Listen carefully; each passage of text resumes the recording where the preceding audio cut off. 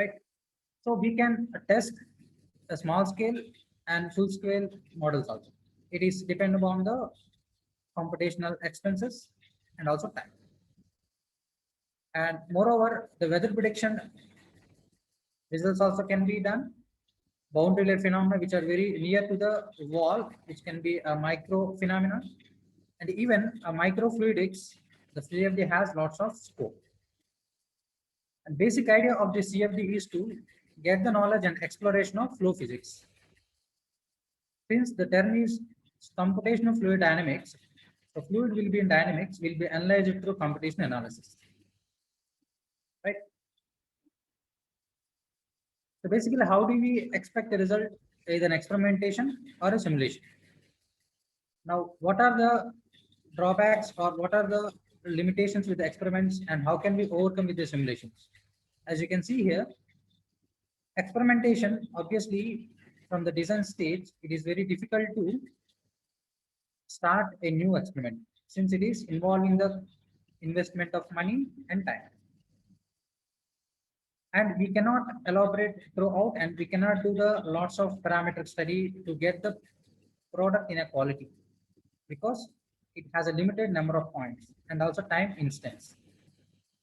And you can depend on only laboratory scale models. We cannot go directly prototype.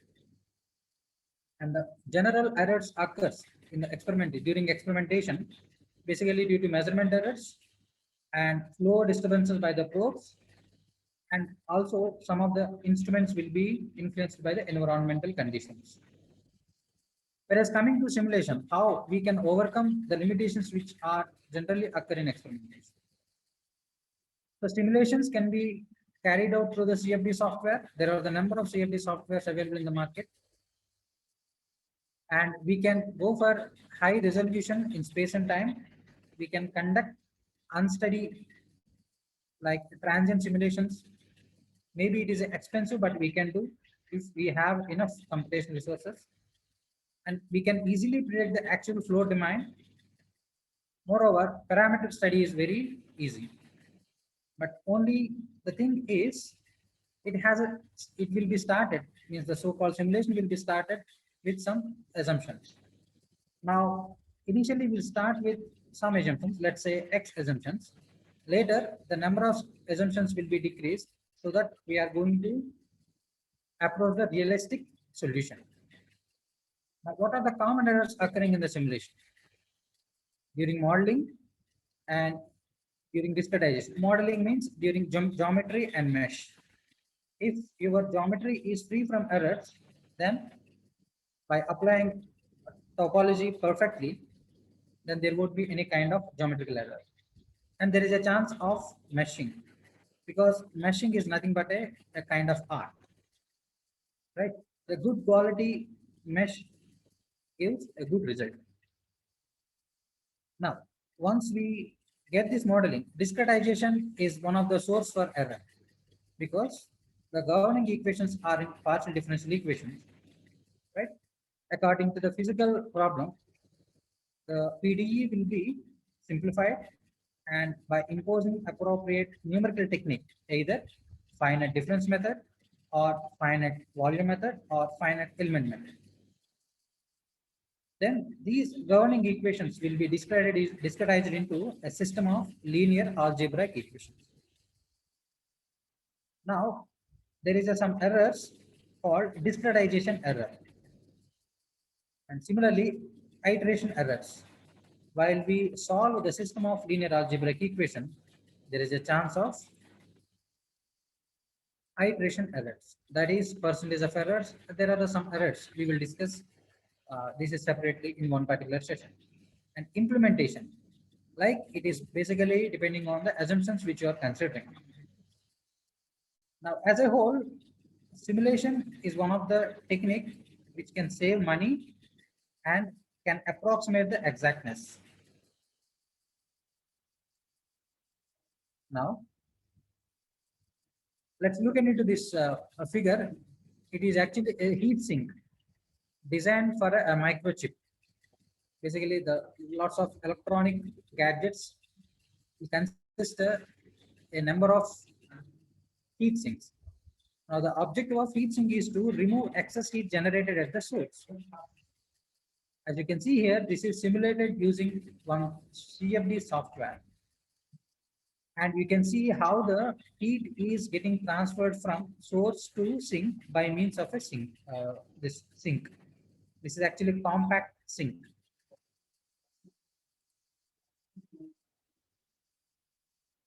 You can see in this figure, it is taken from the building energy simulation.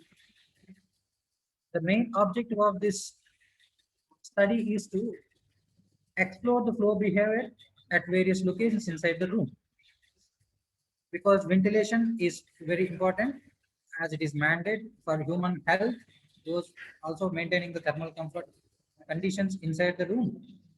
Now, how is the ventilation in various locations in a room? So that can be also predicted. And the third one, you can see it is a simple 2D analysis, flow behavior on a sphere.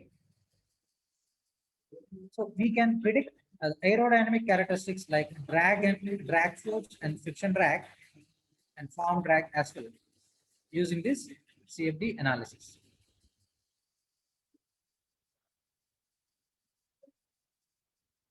Now, let's understand the CFD simulation process first. It consists first pre-processing stage. We have one realistic problem. It is obviously any realistic problem will be involved a physical law, right? A physical laws will be implemented. Let's say a building, you want to analysis heat transfer through a building envelope. Now the building is exposed to weather conditions. Now weather consists of various thermal parameters called dry bulb temperature, solar radiation, wind velocity, relative humidity, etc. Now the outside envelope will be influenced by these parameters. So there is a chance of heat transfer, and also if windows are open, there is a flow of fluid from outside to inside. So any physical process is based on some physical. The physical laws basically continuity, momentum, energy. So first we need to take that realistic world flow problem. Then convert into mathematical representation, which is known as partial differential form. And during modeling this realistic problem into mathematical one, we need to identify the boundary conditions, like under what conditions the domain is subjected to, along with initial condition, like at what stage, like at what particular time, at time equal to 0, what are the conditions of the physical domain, right? So mathematical model involves formulation of partial differential equation, identification of boundary conditions, both initial condition and boundary conditions. So we will have a discussion on what are the various boundary conditions generally we consider in the CFD. The second stage consists of processing and post-processing. During processing, the system of partial differential equations will be converted into linear algebraic equations. It is known as discretization. And there are some discretization techniques, right? In a simulation stage, it is known as grid generation, also known as mesh. Once we get the discretized linear algebraic equation, that has to be solved using some numerical methodology. As I mentioned, the numerical methodology may be finite difference, finite volume, or finite element. And currently in our FDP program, we are going to use Fluent as a solver, which is basically working with finite volume method. So upon imposing the numerical methodology and considering the error criteria, and we need to locate at what points we would like to, like we need to consider at what locations we would like to analyze the result, either temperature or fluid, right? Because these two are only parameters we can expect. Once the solution is converged within our error limits, then the solution is done. Now the obtained results must be post-processed, like result analysis. In this result analysis, we will see how the flow visualization and how the heat transfer at various locations inside the domain, and sometimes we can customize equation. Let's say you want to compute some Nusselt number or any other non-dimensional parameter that can be also inserted through customized field functions in the Fluent. So as a whole, the CFD simulation process consists of three phases: pre-processing, processing, post-processing. So in pre-processing stage, we will do geometry and mesh generation. And processing stage, we will set up the problem in a solver. In post-processing, result analysis.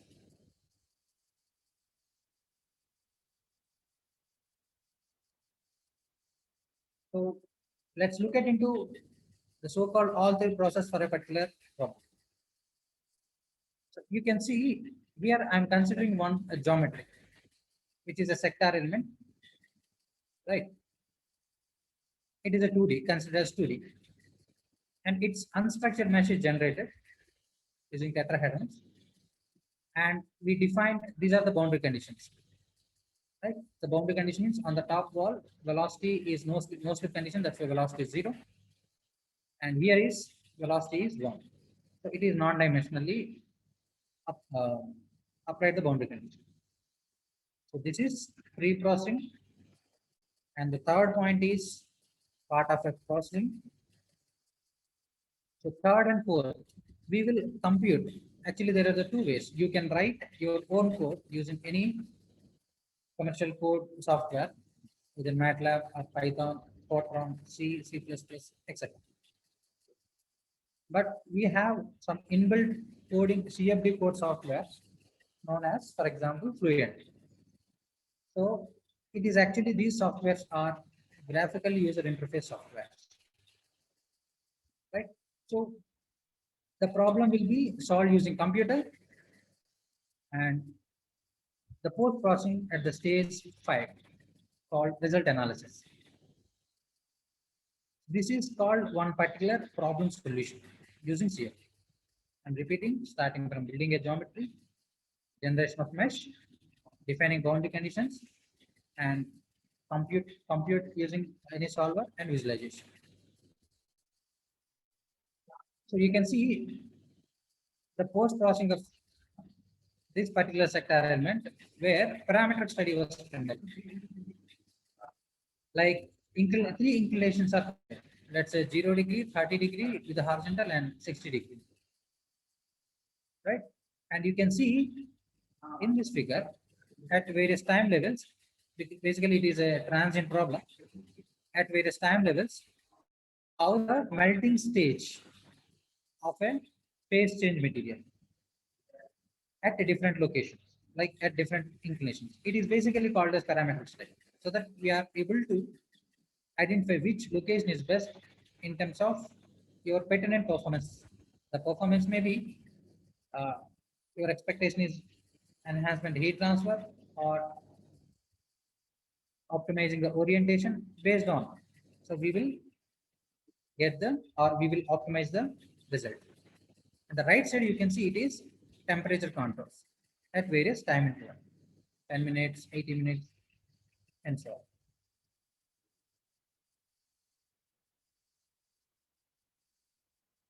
So to understand the CFD formulation, like the CFD solution procedure, let's take a practical example. It is a fin tube heat exchanger. Generally, we can see almost all automobile, right? In the fin tube heat exchanger, we would like to design this fin. So this is the fin. Actually, it is a compact fin, right? So we will consider a single fin. The single fin consists of tube and two fins. This is a fin at the top and fin at bottom. And a geometry related fin has a thickness, width, and also you must know a flow direction. So here it is shown, this is the flue gas flow direction. So the flue gases are at high temperature, right? The fin objective is to transfer this heat from flue gases to atmosphere. So this is a realistic problem and getting simplified. That is the first thing. You have to simplify the problem clearly. You cannot build entire geometry, right? You should not actually. You need to take one part, right, where there is a combined or where is a physics so-called conduction, convection, or radiation, which is significant. Let's say conduction is convection is significant. We need to consider coupled walls perfectly. And if radiation also considered, that has to be that is also be considered while we define a boundary conditions. So what we understood from this realistic problem, we could able to simplify the problem first.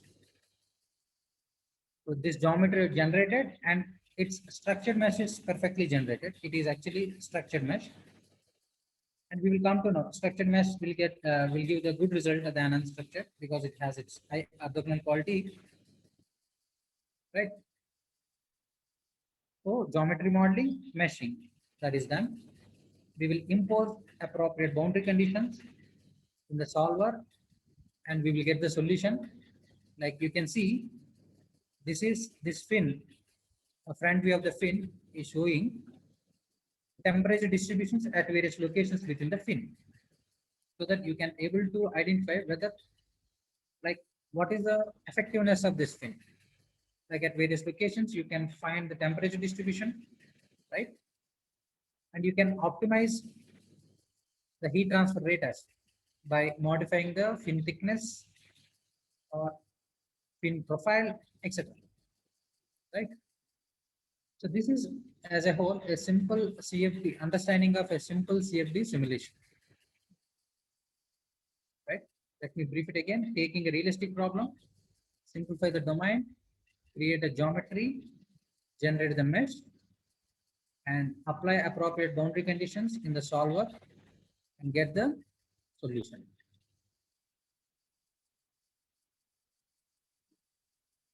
So as I mentioned, we can get the solution of any physical problem using three approaches: experimental, theoretical, and computational. So experimental, computational already we compared. Of course, theoretical also possible, but it is restricted to only simple geometry. We cannot take a complex geometry, right? Because analytical solution has lots of assumptions, but it predicts always ideal value, right? Because if it has limitations in the geometry, physics, and involves lots of assumptions. But at the end, experimental is a final thing. Like you can choose either a theoretical or a computational. You will optimize, uh, like what we can say, let's say shape or flow conditions or working conditions. Once you optimize these working conditions and the geometry, etc., now the product is ready for testing in the laboratory. So finally, we will test, then we'll get the result. And that result must be matched with your computation result. So like that, you need to validate the computational model. But there is some technique like what is the guarantee that the result which I obtained in a particular solution is correct or not? That's why we should ensure the mesh independence study. It is called grid independence study. You need to conduct several tests before you finalize the mesh, right? So that one also we are going to discuss. So that's why mesh independence study is also one of the important process in a CFD simulation.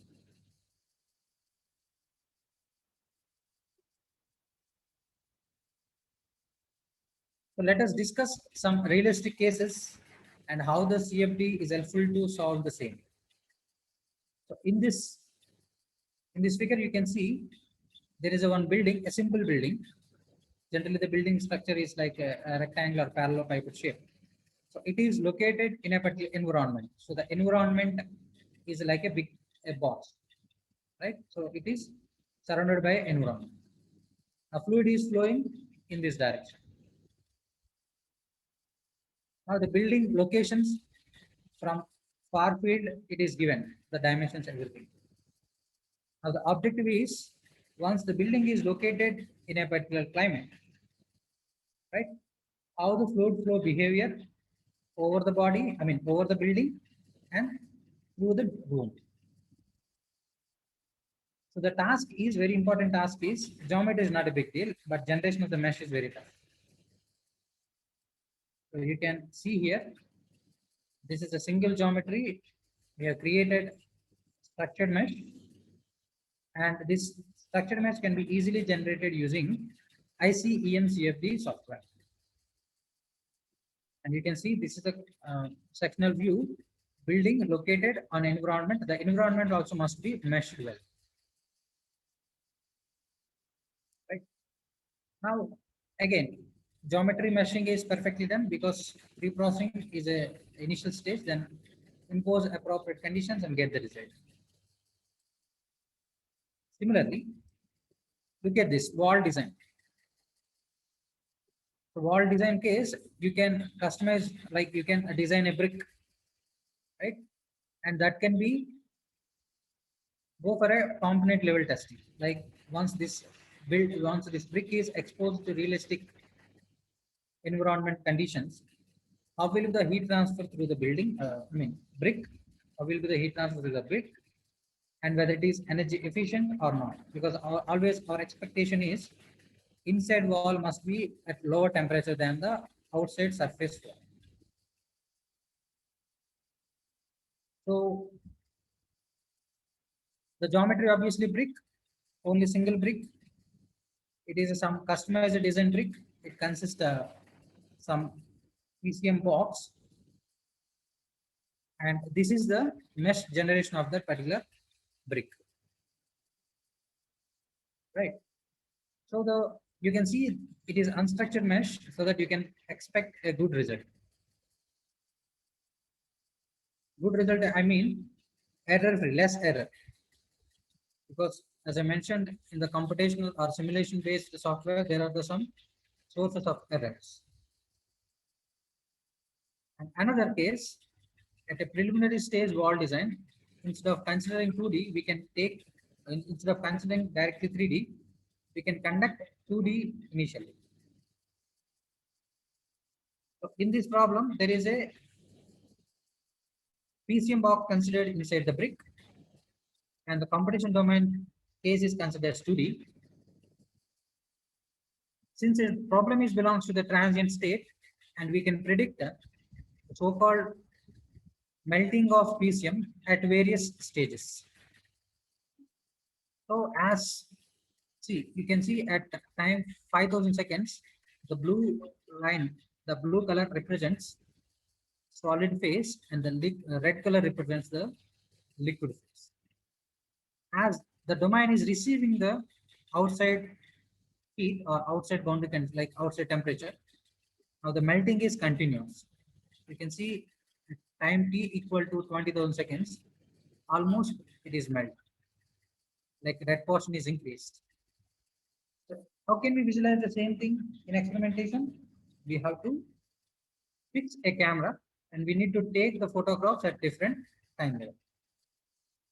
The same can be predicted through the CFD simulations.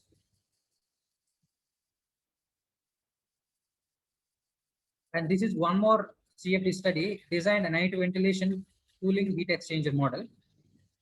Right. So there is a customized climate chamber or climate simulator where they have designed one heat exchanger. Right. This is actually heat exchanger. Now the same heat exchanger will be modeled in the pre-processing software and conduct a series of simulations, optimize the shape and pertinent geometric parameters as well. Then the results will be obtained. Then it will be finally compared with the experimentation. So what I'm trying to say is the scope of CFD is everywhere. Only thing is just implement your realistic idea. The one more model, night ventilation cooling heat exchanger, there they have designed one heat exchanger. It consists of PCM plates. Because nowadays people are very much interested in converting a building into energy efficient.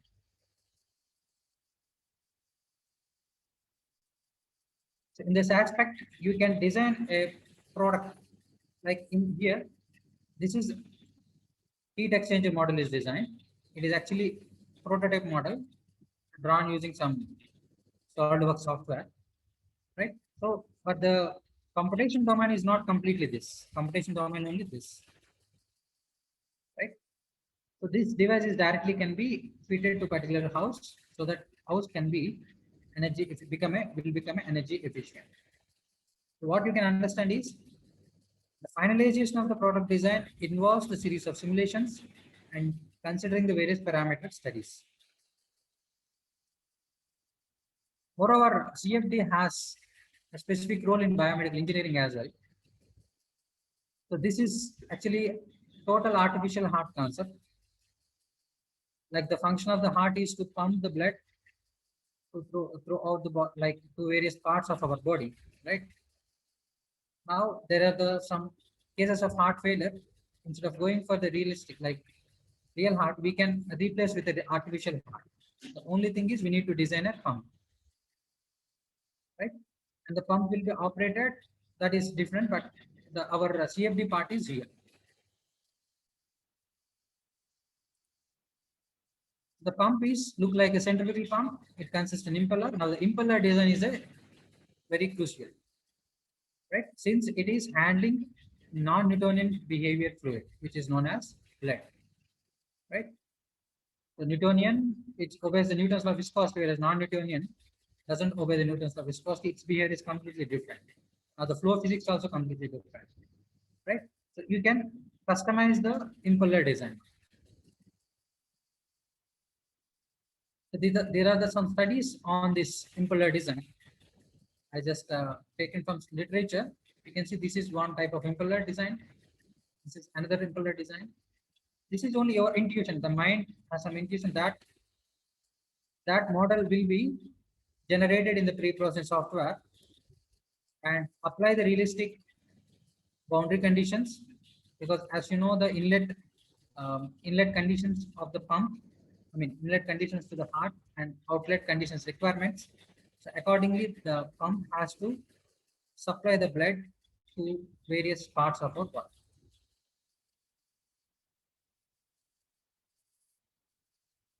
So in this aspect, a simple study conducted on impeller design is shown here. So it is tested at 260, 2500 RPM. You can see, you can predict what is the velocity of blood at various locations in the impeller, right? And these are actually pressure contours, like how the pressure distribution is also important because the blood cells cannot be damaged, like very sensitive analysis. And you can predict how the blood flow through the centrifugal pump. Like it is actually uh, the pump which is designed for artificial heart, and you can see this is the blood flow within the pump. It represents streamlines of the blood flow, and this is the velocity vectors of the. So what you can see is here you can predict the flow behavior, fluid mechanics point of view, and you can predict shear stress concentrations. We can say that where is the high concentration and where is the less concentration, as well as pressure drop as well. You can predict pressure drop because that is also important since fluid flow is depending on the delta. So at the end, precisely we can say CFD has various engineering applications in automotive sector, right? In automotive sector, like to design a surface of the car to become aerodynamic friendly, right? To because the car has to provide less drag force to as so as to increase the fuel efficiency.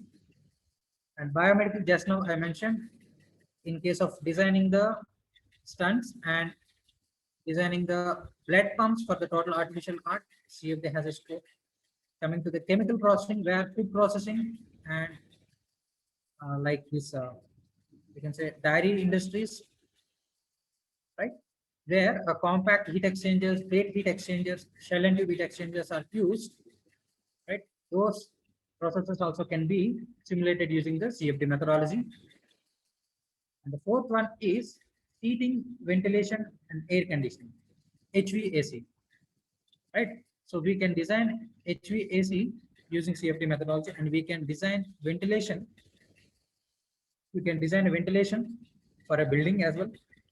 Coming to hydraulics, the pump flow or the hydraulic turbine blade design using turbo grid, that is also possible using CFD methodology. In case of marine industry, submarines structures can be predicted. In oil and gas industries, power generation, sports, and pollutant monitoring. Because this is also nowadays has given importance, since climate control is one of the goal in SDGs, Sustainable Development Goals. Now, generating a thermal comfort is not only enough for healthy living inside the home. So the relevant pollutants, so-called volatile organic compounds, carbon monoxide, and other hazardous gases must be controlled. Right? So those species transport analysis also can be done. In addition, we can do the microfluidics flow behavior, and we can do the porous media, like CFD simulation of porous media, because porous media also has lots of scope for heat transfer enhancement. So as a whole, what we can say is any engineering application involves fluid flow behavior and heat transfer, right? So those physics can be easily handled with the CFD software. So this is the end of a session 1.